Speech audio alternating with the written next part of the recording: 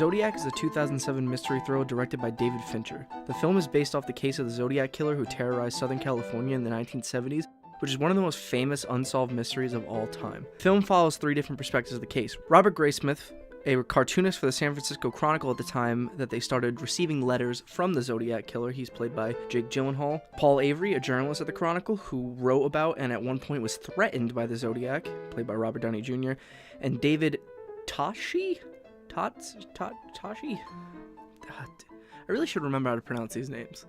I'm really bad at that. Lead detective assigned to the Zodiac case, who's played by Mark Ruffalo. The movie shows these three men becoming obsessed with this case at each at different times and seeing how it can be their undoing.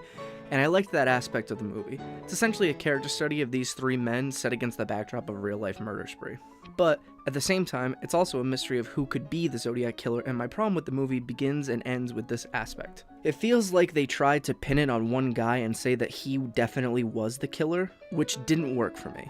Just because how many people were actually involved and were suspects in this case, and also the ones that had substantial evidence against them at the time, was way more than this movie sort of led on, and they really sort of pinned it on one dude. It was way less cut and dry than the movie presents it. The performances were all great, specifically Ruffalo and Gyllenhaal. They both really sort of embodied that whole, we're so desperate to know what the truth is and who is really this killer, and let's get that out there. Gyllenhaal at one point starts writing a book, and you see his whole life basically unraveling around him, and his wife can't deal with his shit anymore.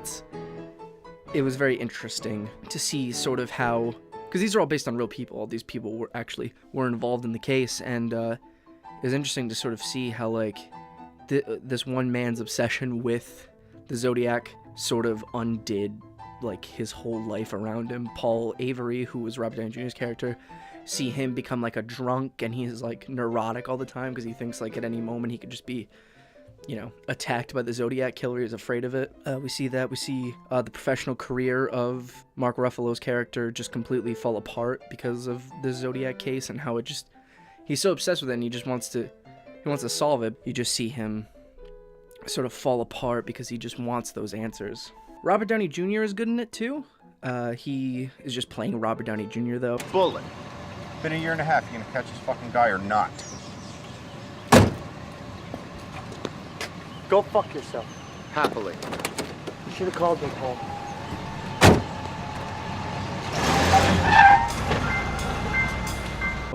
It's his shtick, you know? It's what he's been doing since Kiss Kiss Bang Bang up until in the Marvel movies that we still see today.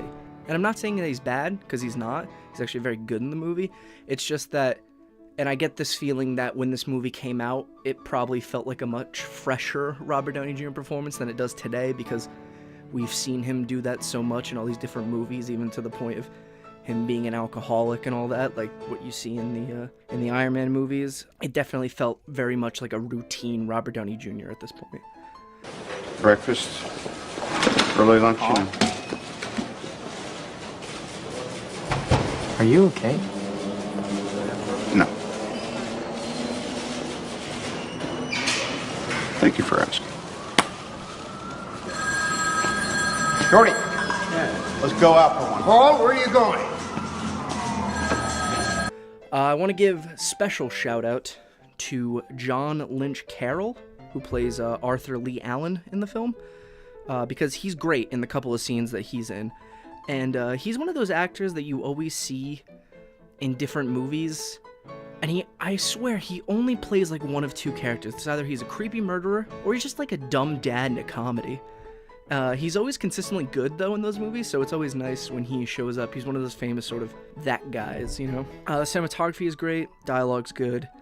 Pacing was excellent, which is crazy to think about because this movie's over 2.5 hours long, and that makes sense because it spans, you know, all these years. It happened pretty much over all the 70s and a little bit of the early 80s. Covers that wide length of time, but I didn't feel the length at all. It felt, you know, very snappy and well-paced and well-edited. In the end, I come out really positive on this movie.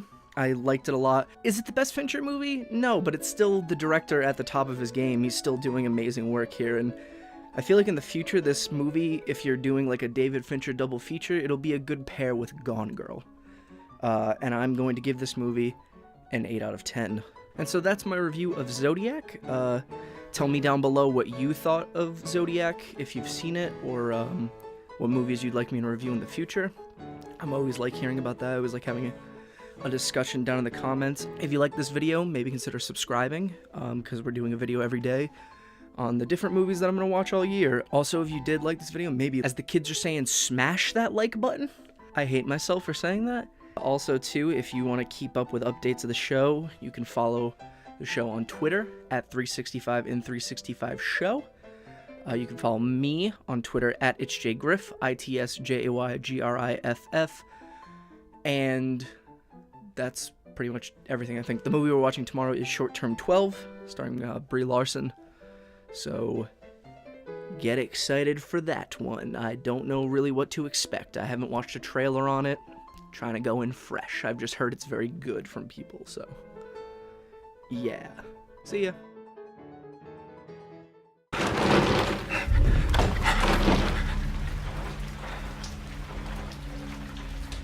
It's locked.